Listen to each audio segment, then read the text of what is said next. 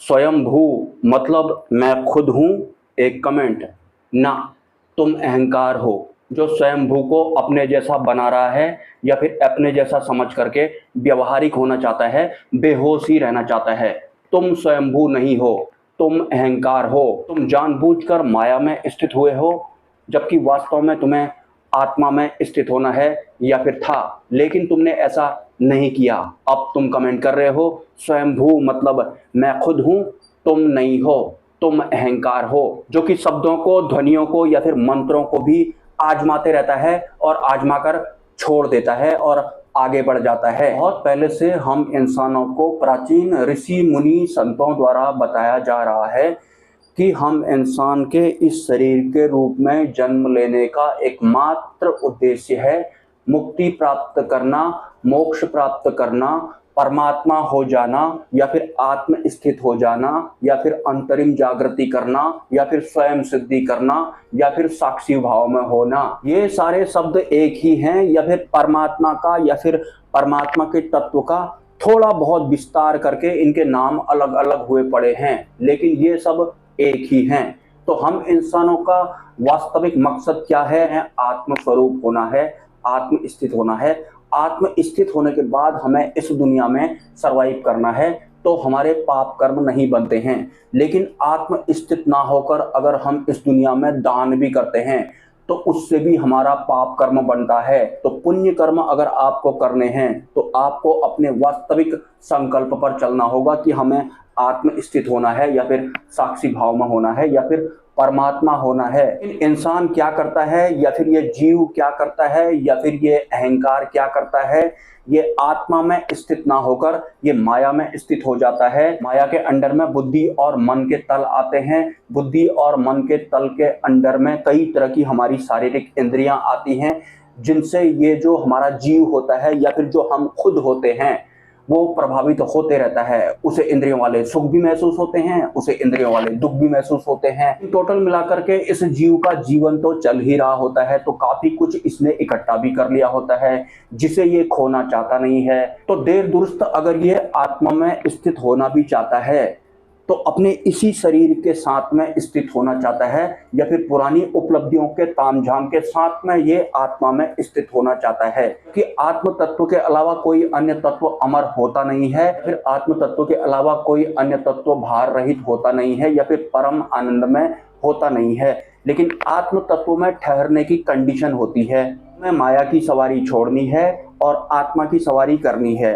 आत्मा की सवारी करने के बाद तुम बुद्धि और मन को आदेश दे सकते हो या फिर ये भी तुम्हारे गुलाम बन जाते हैं या फिर सहकर्मी बन जाते हैं या फिर तुम्हारा मार्गदर्शन करने वाले बन जाते हैं।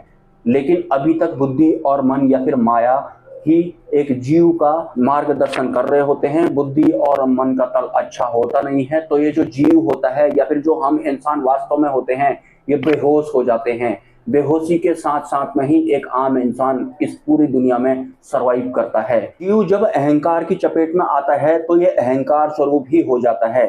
इसे अपने आप पर भ्रम भी होता है कि मैं पूर्ण नहीं हूं। तो जीव या फिर अहंकार अगर पुरुष है, इसे लगता है कि बिना स्त्री के शायद मैं पूर्ण नहीं होऊंगा, तो ये शादियां कर लेता है। और अगर जीव अगर स्त्री है तो उसे लगता है कि बिना पुरुष के शायद मैं पूर्ण नहीं होने वाली हूं, तो फिर वो स्त्री भी शादी कर लेती है, जबकि पूर्ण होने के बजाय इनका और भी ज्यादा विस्तार हो जाता है, ये और भी ज्यादा बिखर जाते हैं। पुरुष इस दुनिया में इसलिए नहीं है कि स्त्री मिलेगी तो वो पूर्ण होगा, या फिर स्त्री इस दुनिया में इसलिए नहीं है कि पुरुष उसे मिलेगा तो वो पूर्ण होगी। ये दोनों द्वंद्व हैं, स्त्री और पुरुष, इन दोनों से ऊपर उठना है। स्त्री में ही खुश रहो, पुरुष में ही खुश रहो। ये अहंकार की चपेट में आकर के शादियां करके अपना विस्तार करने की जरूरत नहीं है। गलतियां बहुत हो चुकी हैं, 8 अरब हो ही गए हैं इस दुनिया में। वैसे इसमें तुम्हारा भी क्या दोष है, क्योंकि तुम लोग तो बेहोश हो। लेकिन आत्म स्थित जो संत होते हैं वो जानते हैं कि इसमें जरूर तुम्हारा कोई स्वार्थ रहा होगा, इंद्रियों वाला सुख रहा होगा, मन की तृप्ति रही होगी, तब जाकर स्त्री पुरुष का चुनाव करती है या फिर पुरुष स्त्री का चुनाव करता है। मतलब स्वार्थ की वजह से ये लोग इस तरह के बेहोशी वाले कृत्य करते हैं और उनको मान्यताएं भी दे देते हैं। सिंपली ये जो द्वंद्व होता है ये बिल्कुल भी अच्छा नहीं होता है। इससे इंसान अनंत जन्मों तक के लिए भटकता ही रहता है। इंसान की बात ना करूं, अगर मैं बिजली की बात करूं, जो प्लस और माइनस होता है, जैसे ही वो जुड़ता है तो शॉर्ट सर्किट हो जाता है। हर द्वंद्व का ऐसा ही होता है। द्वंद्व कभी भी एक होकर पूर्ण नहीं हो सकते हैं, तो स्त्री और पुरुष भी एक होकर कभी पूर्ण नहीं हो सकते हैं।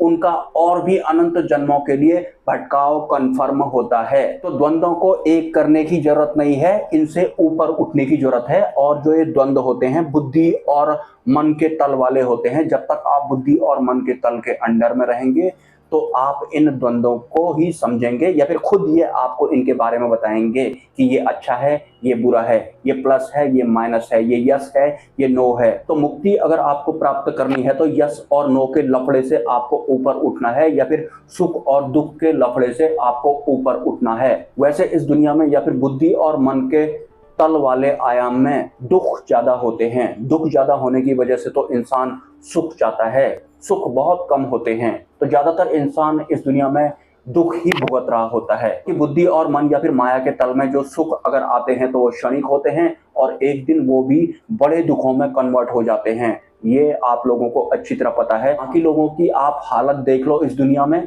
उनको देख कर करके भी अगर आपको समझ में नहीं आया है तो फिर जानबूझ करके अपने आप को नरक में झोंकने वाली इस दुनिया को कहा क्या जा सकता है। स्त्री और पुरुष इसलिए नहीं बनाए गए हैं कि इन दोनों को एक होना है, उसके बाद इनकी मुक्ति हो जाएगी। स्त्री और पुरुष अपने आप में ही एक बंधन है। स्त्री को स्त्री बंधन से ऊपर उठना है, पुरुष को पुरुष बंधन से ऊपर उठना है।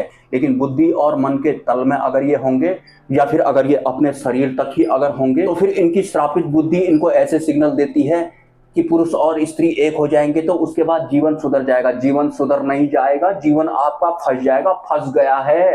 आज तक कई लोग चले गए इस दुनिया से। बेहोश जीव को नया शरीर धारण करने के बाद भी समझ में नहीं आया, क्योंकि अंतिम गुरु नहीं आए थे उनके जिंदगी में, या फिर वास्तविक सत्पुरुष नहीं आए थे उनके जीवन में। इनका संबंध हम इंसानों की वास्तविक मुक्ति से होता है। फिर जो वास्तव में माया अतीत होते हैं, द्वंद्व अतीत होते हैं, जो सांसारिक लोगों की तरह माया में स्थित नहीं होते हैं, जो आत्म स्थित होते हैं, जो वर्तमान में आत्म स्वरूप होते हैं, या फिर जो ब्रह्म स्वरूप होते हैं, तरह के गुरु जब तक इंसान के जीवन में नहीं आते हैं, इंसान में या फिर उस साधक में भी प्यास होनी चाहिए कि मुझे आत्म स्वरूप होना है। सिंपली मुझे बुद्धि और मन या फिर माया वाले तल से भी ऊपर उठना ही पड़ेगा। अगर कोई ऐसा लॉयल साधक होता है तो उसकी अंतरिम जागृति भी शुरू हो जाती है। वो माया के तल से भी ऊपर उठ जाता है, वो आत्म स्थित होना भी शुरू हो जाता है और हो भी जाता है। वो जीते जी इस शरीर के साथ साक्षी भाव में होता है, जो कि ब्रह्म स्वरूप संत होते हैं। और उनके जो शिष्य होते हैं, अगर वो लॉयल होते हैं तो वो भी अपने गुरु जैसे ही हो जाते हैं। ये वास्तविक सत्य है हम इंसानों की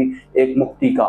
इस वीडियो को बनाने का मतलब ये था कि हम इंसानों का एकमात्र जो उद्देश्य होता है इस शरीर में आने का, मोक्ष प्राप्त करना या फिर आत्म स्थित होना या फिर आत्म स्वरूप होना। लेकिन ये सब अभी किसको पता लग रहा है? उस जीव को जो अनादिकाल से जानबूझकर माया में बैठ गया था, माया में सवार हो गया था और माया के अंडर में जिस भी तरह की व्यवस्थाएं होती हैं उस तरह की ही व्यवस्थाओं जैसा ही वो खुद ही बन गया था। अपने आप को ही वो भूल गया है।